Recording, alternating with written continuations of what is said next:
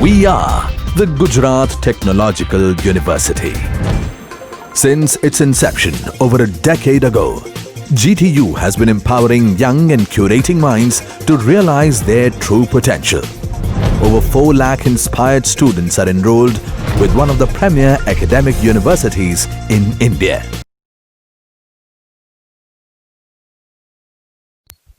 Hello students, myself Vipul Kania from JAYVANTRAI HARRAI DESAI POLYTECHNIC PALASANA. Today we are going to learn database programming with VB.NET. In this lecture, we are going to cover working with various databases in unbounded mode using VB.NET, how you can perform insert, update and delete operations on various databases, and at last we'll see hands-on session for working with Oracle 11g database. So without wasting much time, let us start our hands-on session. So dear students, first of all, we need to design the GUI, or you can say the sample GUI as displayed over here. For the demonstration purpose, I have taken very less attributes over here, but for your practical purpose or real-time application, you can have more attributes than this. Okay, so today we are going to see how we can connect or how we can use Oracle 11g as a backend. So for that, first of all, you must be assured that the Oracle 11g has been installed on your machine, right? So let's check it out and how we can connect Oracle 11g in our application. So for that, you need to go for Server Explorer in Data Connections, right click on that, click on Add Connection. A similar kind of dialog box will be there. From this dialog box, you need to select Oracle Database, and over here .NET Framework Data Provider for Oracle. You can see over here it uses the selection of connect to Oracle 7, 3, 8i, 9i or 11g using the .NET. Now you need to provide the server name. Over here you can provide the server name as localhost, or you can provide the service name. In case of Oracle 10g and 11g, it is basically XC service, right? But apart from that, you can write down localhost also. If your Oracle database is running on remote machine, then you can specify the name or the IP address of the remote machine.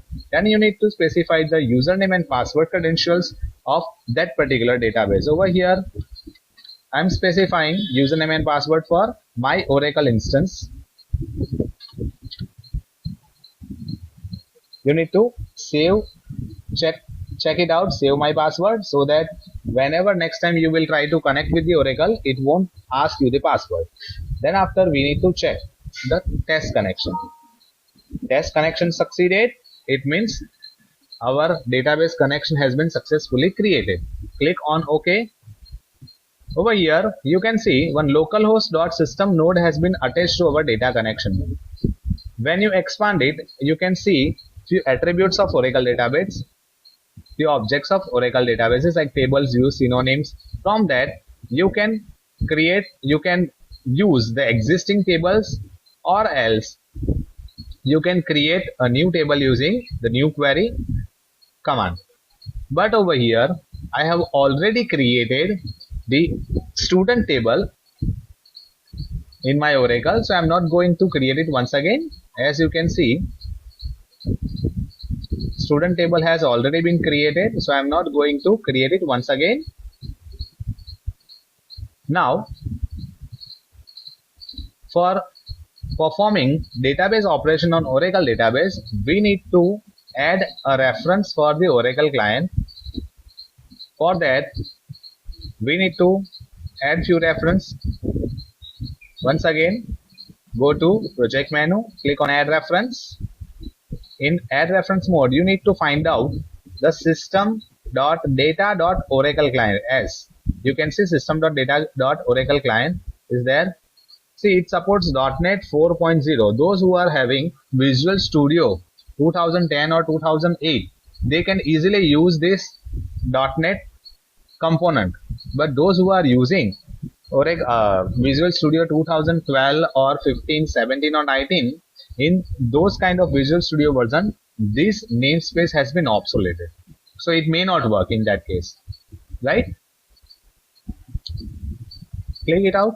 Now we need to import this namespace to our code.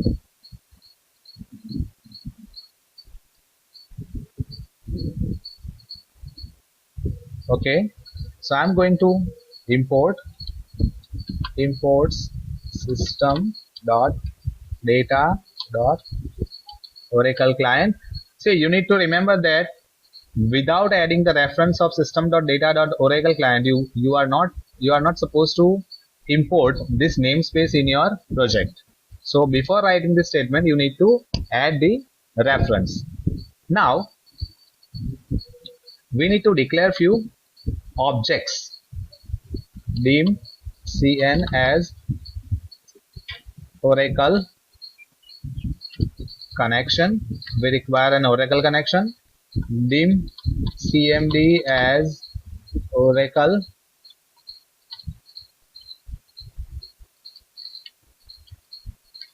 command. Dim da as Oracle data adapter. Dim dt as data table.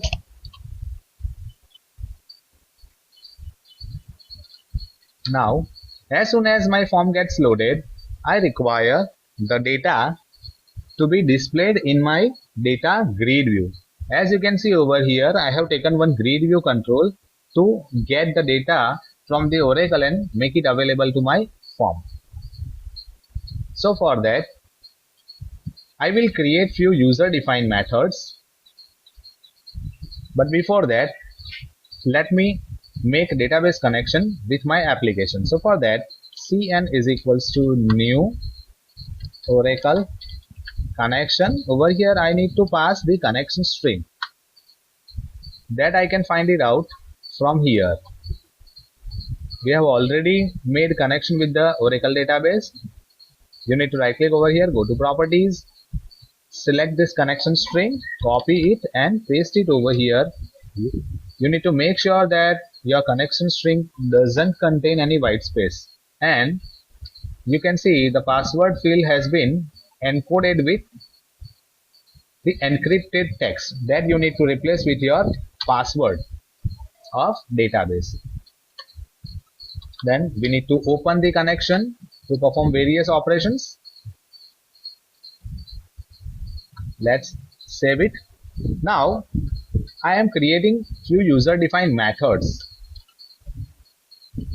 Load data method is a user defined method, which is what I'm going to define it. Private sub load data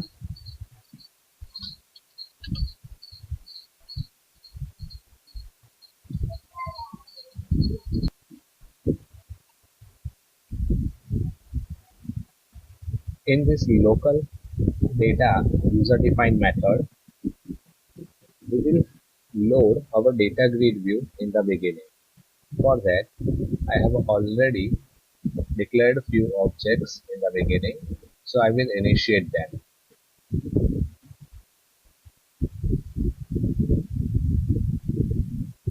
DA is equals to new Oracle data adapter.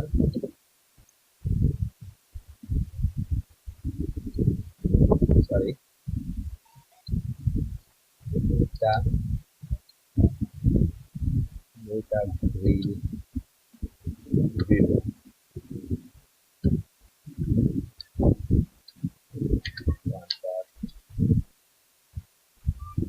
Data source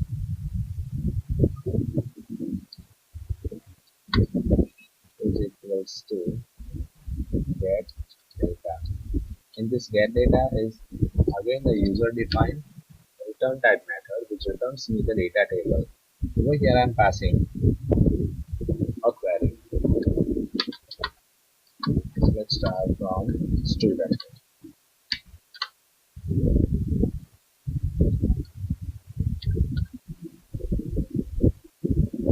Now we will define this get data method. Private function get data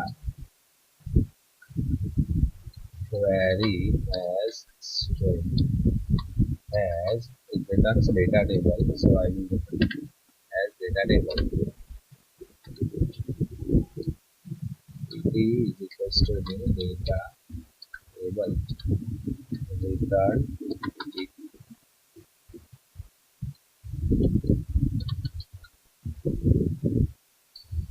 a is equals to new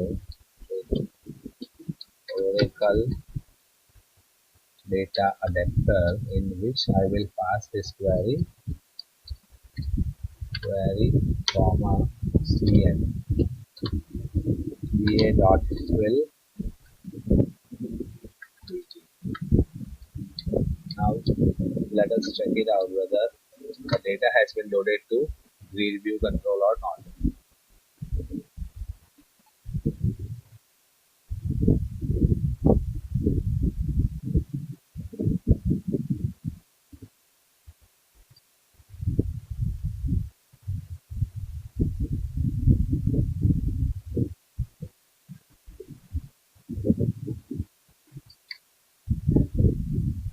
As you can see, the data has been loaded in the data grid view control, right? So till now we have seen how you can retrieve the data in data grid view control. Now our next task is when I click on a particular record, the corresponding data will get loaded in this components, right? So let's do that. For that I need to write down the code in the data grid view control cell content click event. Txt name that text is equals to data grid view row 1 dot rows into bracket e dot row index dot cells of. Now you need to arrange them according to the sequences. As you can see over here, name attribute is of first attribute of my student table. So I need to mention over here 0 dot value. Similarly for the address, txt address dot text is equals to data grid view 1 dot rows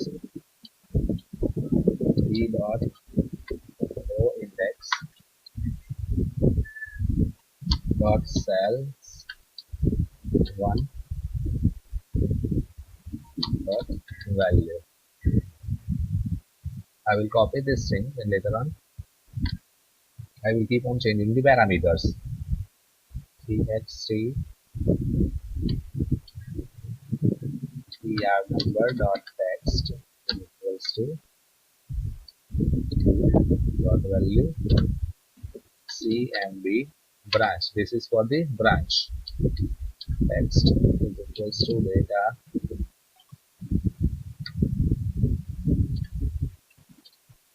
okay. So now let's check it out whether it is working or not. As you can see, right now I am selecting Ramesh Janak. So the data of Janak has been loaded to my control. Whenever I click on a particular record, the corresponding record will get loaded in my text boxes as well as the combo boxes, right? So now moving, now I'm going to implement this new button. As soon as I click on new button, all the data loaded in these text boxes and combo box should be cleared, and the caption of this button should change from new to submit. Okay, for that first of all I need to implement a toggle button. If btn new text equals to new, then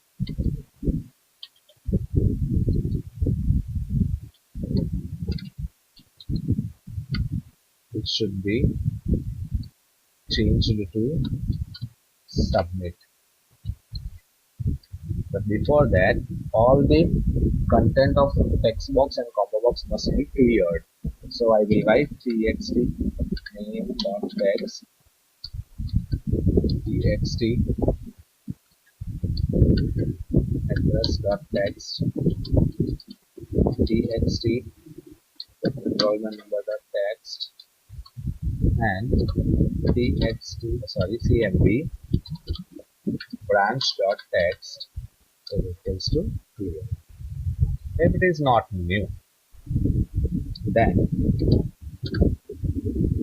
it should do new. So whenever the caption of this button is new, it should clear all the content of this box, text boxes and combo box, and change the caption of this button to submit. Right? It indicates that right now these controls are available for making new entry. Right? After completion of making entries in these controls, as soon as we press the submit button, right, it will be again changed from submit to new, and at the same time the new record will be inserted into our database as well as data read view. Okay, so this is what our toggle button. Here it is an insert operation, so I need to call my put data method, which is not yet defined. Put the data, in which I need to pass my query. Insert into student values. We need to pass the values in a sequence. So I am having 4 attributes in my table. So first of all, I will provide all the things. See, I have taken all the data attributes as varchar type. But if you have taken different types of attributes, then you need to write the single quote accordingly. Okay, if you have taken any attribute as number, then you don't need to write down this single quote. Okay. Now I'm going to use concatenation operator to provide the data from the text box and combo box control. So my first attribute is text name.text. My second attribute will be text address.text. My third attribute will be text enrollment number.text, and the last attribute will be cmb branch.text. Now as soon as the data will get inserted into the record, it should be reflected back to me in my form. So I will call load data method again. Okay, now what it is showing me? It is showing me that it is not declared. So let me declare this method. Private sub look data query as string. Now over here we require a command cmd is equals to new oracle command, in which I will pass this query as well as cmb dot execute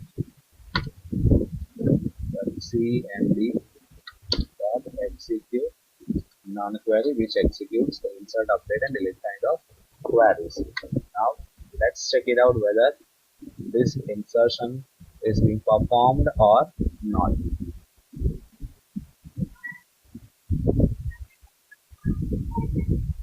So first of all, right now it is working quite nicely. We have already tested it. Now as soon as I click on new button, all the data displayed in this controls will get cleared. So now Suresh, address is Ahmedabad, enrollment number 176800702. branch will be completed. See, you can see as soon as I press the new button, the caption of this button is changed from new to submit and all the controls have been cleared, right? Now, if I press submit button, this won't get cleared, but the one more record will be available after the current. Let's check it out. Submit. As you can see, Suresh has been inserted into my data grid view control. It says that the data has been successfully inserted into the Oracle database table student. Right? Similarly, now we are going to implement this update and delete query.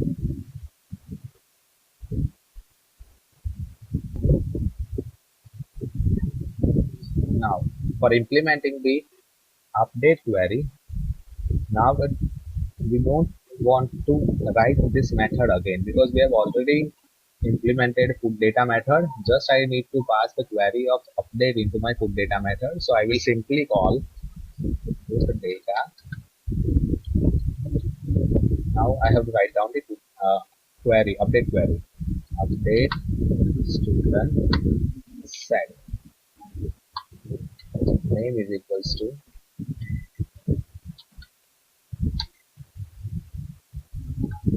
address is equals to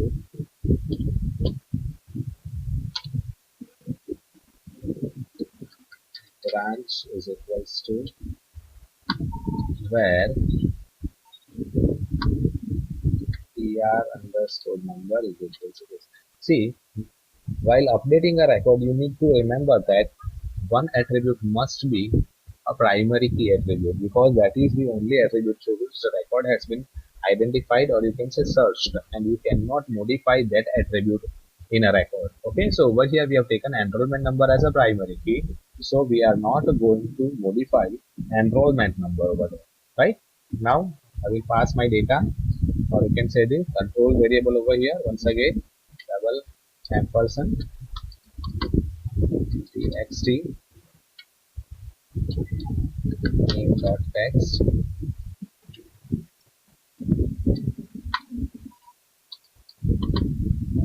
txt address dot text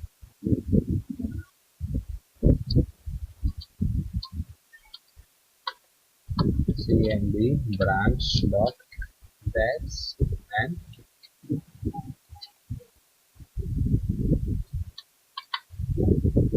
tr.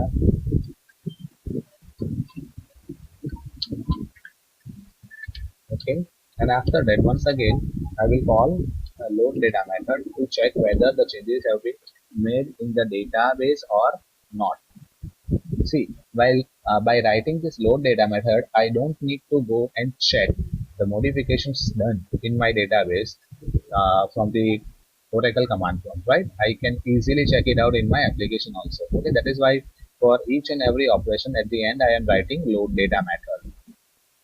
Now let us see whether the changes are being done or not.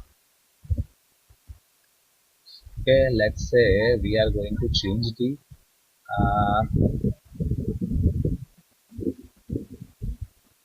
this particular record. Okay, let me change the current address from Navsari to Banaskantha. Okay.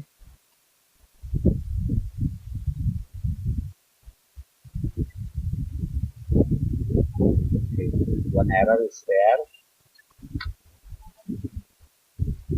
Okay, actually I forget to write equal to over here, so I'm making this correction. Let's save it and execute the code once again. Let's change this record from Navsari to Banaskantha. As you can see, the record has been modified from Navsari to Banaskantha. Let's try to change one more record from Ahmedabad to Rajkot. You can see the address of Janak has been changed from Ahmedabad to Rajkot. Okay, so this is what the update operation. Now let us perform the delete operation. Again, you can delete the record using the primary key attribute, and over here enrollment number will work as a primary key. So once again, I need to call this thing. Just I need to change my query.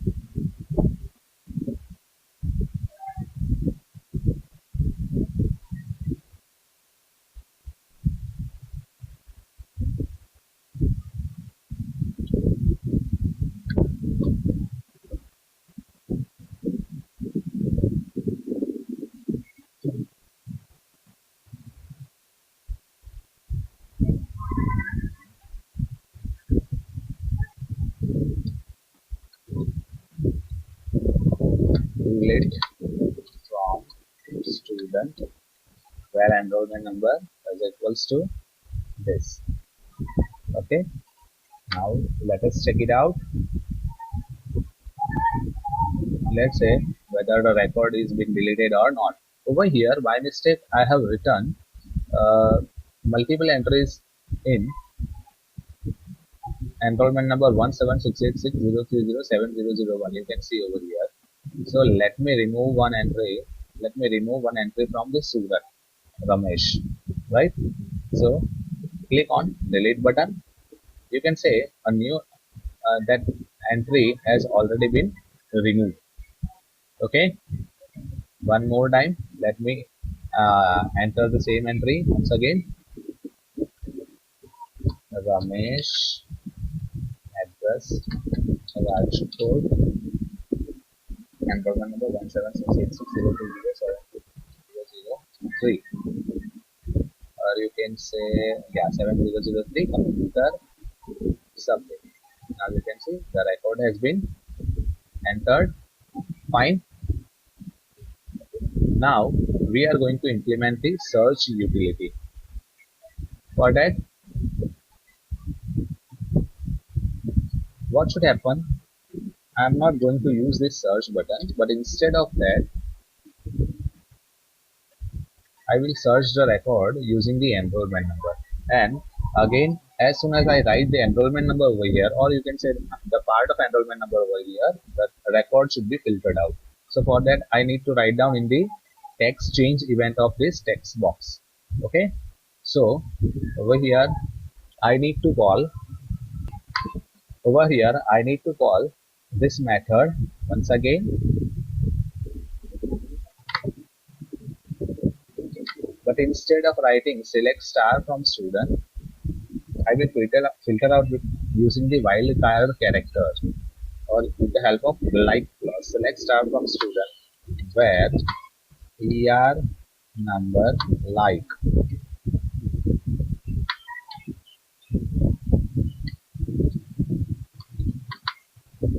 txt search dot text. That's it. Our work has been finished.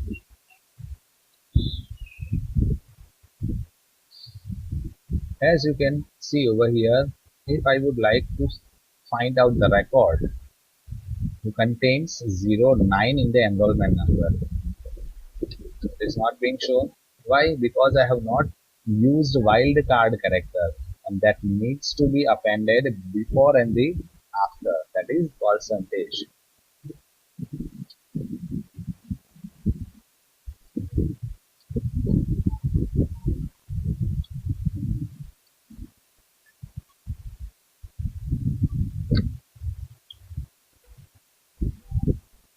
Now you can see, if I write 09, it will display me only the records whose enrollment number contains 09 in it.